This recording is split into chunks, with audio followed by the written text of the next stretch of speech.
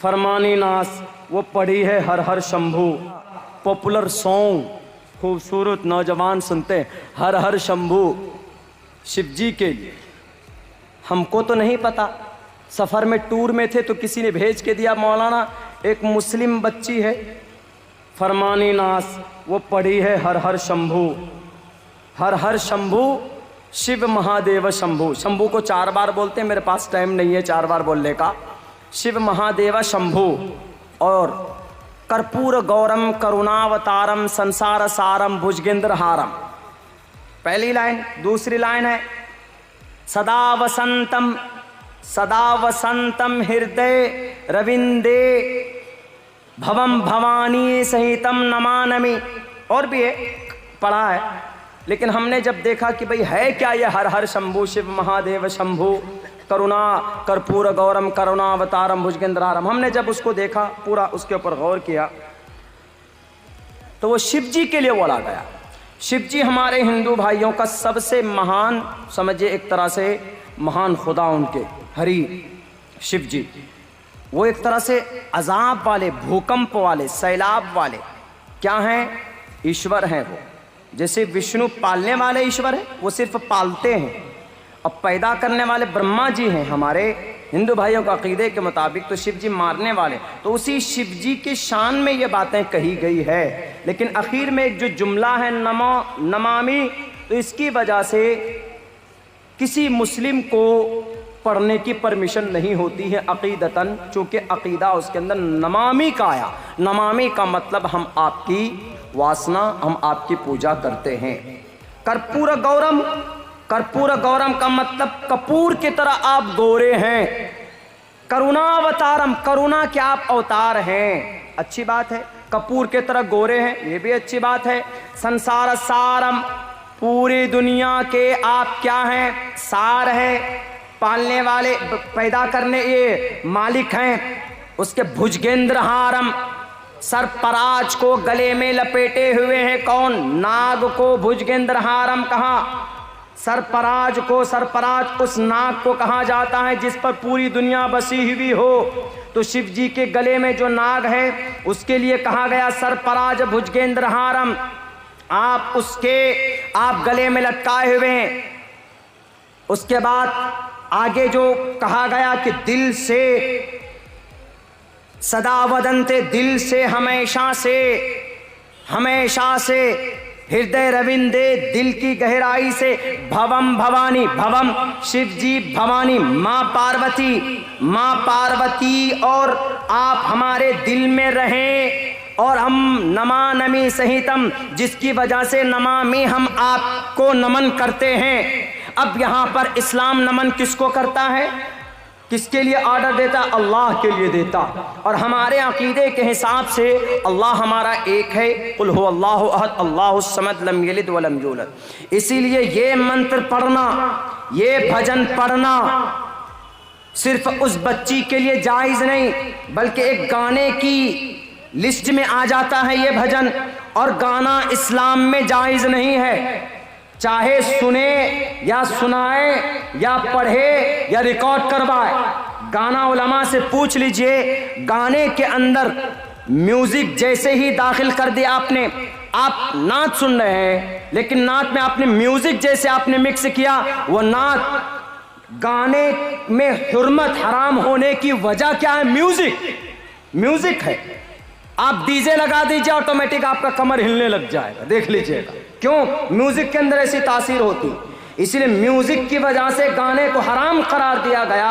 और इसके अंदर तो शिरकी अल्फाज भी हैं। तो साफ लफ्जों में कहा गया कि गाना सुनना, सुनाना, बनना, बनाना, रिकॉर्ड करवाना, उसको पब्लिश करना, उसको यूट्यूब में डालना कि व्यूअर्स बढ़ेंगे, पैसे आएंगे, तो इस हिसाब से ये चीज़ हराम है, हराम है। चाहे वो फरमानी नाज गाए, या अब्दुल्ला सालिम गाए, या कोई मुफ्ती साहब गाएं, या कोई काजी साहब गाएं, या कोई एक नाखानदा तबका कोई नौजवान गाए, सबके लिए गाना सुनना सुनाना हराम है। साफ लफ्जों में कहा गया कुरान करीम के अंदर, व मिनन्नास मन यश्तरी लावल हदीथ लियुल्ला अन सबीलिल्लाह। इसलिए मैडम मोहतरमा, आपने गाया और आपने ये कहा कि किसी भी हुनर का, किसी भी फन का धर्म नहीं होता। मैं मानता हूं हुनर और फन का धर्म नहीं होता, लेकिन जिस बंदे के अंदर हुनर है उसका एक धर्म होता है, उसका एक अकीदा होता। और आप जिस मजहब में हैं उस मजहब की शरीयत की किताबों में गाना सुनना सुनाना, म्यूजिक बनाना रिकॉर्ड करवाना, इसकी परमिशन नहीं है। बाकी आप अपने अमाल के मालिक हैं। अगर आपका अमल अच्छा होगा तो अल्लाह तबारक व तआला आपके साथ क्या फैसला करेगा, अल्लाह का क्या फैसला होगा वो आप ही जानते हैं। लेकिन मेरे भाइयों, हम मुसलमानों की ही इन्हीं गलती की वजह से, हम मुसलमानों की इन्हीं कमी की वजह से आज खुद हम मुसलमान अपने इस्लाम को बदनाम करने में तुले हुए। एक उदाहरण दूंगा, लेकिन उससे पहले मैं आज़ादी की तारीख पूरी कर दूं। जब 1857 की लड़ाई हुई, उसके बाद जनाब लड़ाई होती रही। मौलाना महमूद हसन शेखुल हिंद रहमतुल्लाहि अलैह अंदर ये कोई प्लानिंग तैयार करते रहे। बिल आखिर 1912 का टाइम आता। 1912 में तहरीक रेशमी रुमाल ने जन्म लिया। 1916 में हजरत को जेल कर दिया जाता है। माल्टा, ये माल्टा आप जानते हैं कहां पे है माल्टा, जहां पर आज हमारे इस देश का एक हिस्सा बना हुआ पानियों के बीच में है वो इलाका माल्टा की जेल खाने में शेखुल हिंद को डाला गया, मौलाना हुसैन अहमद मदनी को डाला गया, इन लोगों को डाला जाता। उसके बाद अंग्रेजी लेनी शुरू होती है। 1912 से लेकर 1947 तक एक तरफ से उलमाए किराम मैदान में आ जाते। इंडिया गेट पे लिखी हुई है ये बात, तकरीबन 70,000 उलमाए किराम ने, 70,000 सिर्फ उलमा ने इस देश को आजाद करने के लिए कुर्बानी दी थी। बड़े बड़े फतवे सादिर हुए जिनकी वजह से जेल जाना पड़ा। अकाबिर ने कहा कि मर जाऊंगा, अंग्रेज के खिलाफ फतवा नहीं बदलूंगा, अंग्रेज के खिलाफ जो लड़ाई थी वो जारी रहेगी, क्योंकि हम अपने इस देश में किसी को घुसने नहीं देंगे। आज तिरंगा के नाम पर, आज इस देश में वंदे मातरम के नाम पर, आज भारत माता की जय के नाम पर, ये प्रूफ, ये दलील नहीं है। अगर कोई इंसान वंदे मातरम नहीं पढ़ता है तो भारत के संविधान में वो गुनहगार नहीं है। अगर कोई जय भारत माता की जय नहीं बोलता है तो इस देश की संविधान में वो गुनहगार नहीं है। हम जुबान से नहीं बोलते, हम अमली एतबार से मोहब्बत दिखाते हैं। आज भी इस देश को खून की जरूरत पड़ेगी तो हमारे उलमा मैदान में आएंगे इंशाअल्लाह। हमारे टोपी वाले मैदान में कल भी आए थे, आज भी दिल से सलाम करते हैं अपने इस देश की आन बान शान को।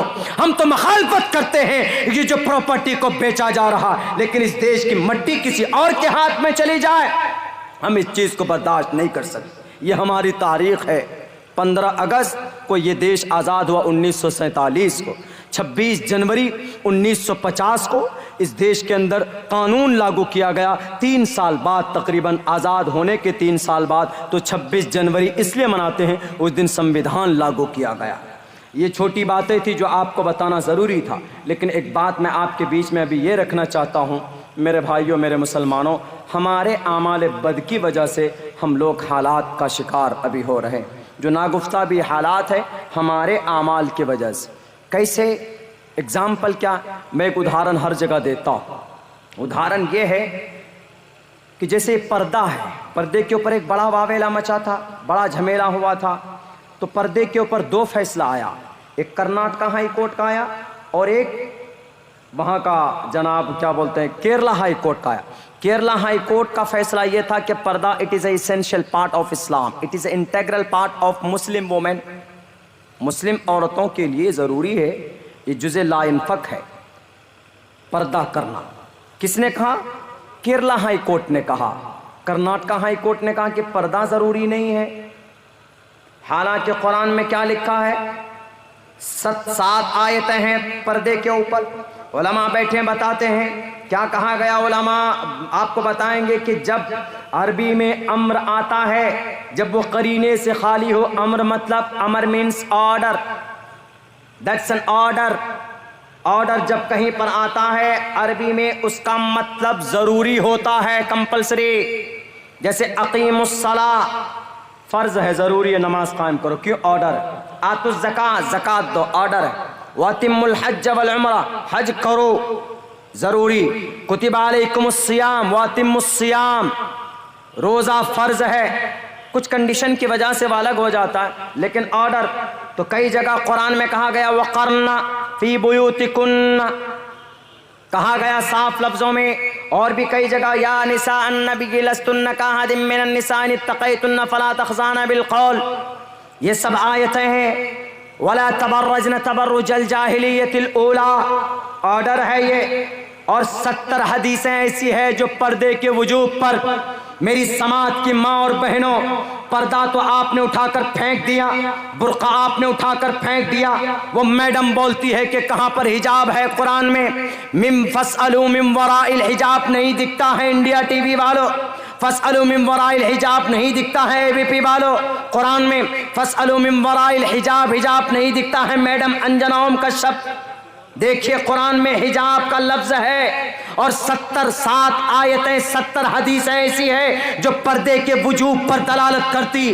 क्या ये कर्नाटका के जस्टिस साहब को मालूम नहीं था? मालूम था, लेकिन चूंकि इस देश का एक कानून है, उस देश के कानून में आप अररिया चले जाइए, अररिया कोर्ट जाइएगा तो वहाँ पर जज के सामने एक तरफ दलाइल होंगे फॉरेंसिक मेडिकल दलाइल, लेकिन एक तरफ एक चश्मदीद गवाह होगा, एक चश्मदीद गवाह। वो ये कहेगा कि सर इसने मर्डर किया है, मैं इसका गवाह हूँ, मैंने देखा, आई विटनेस मैं हूँ, मैंने देखा फला बजकर फला मिनट पर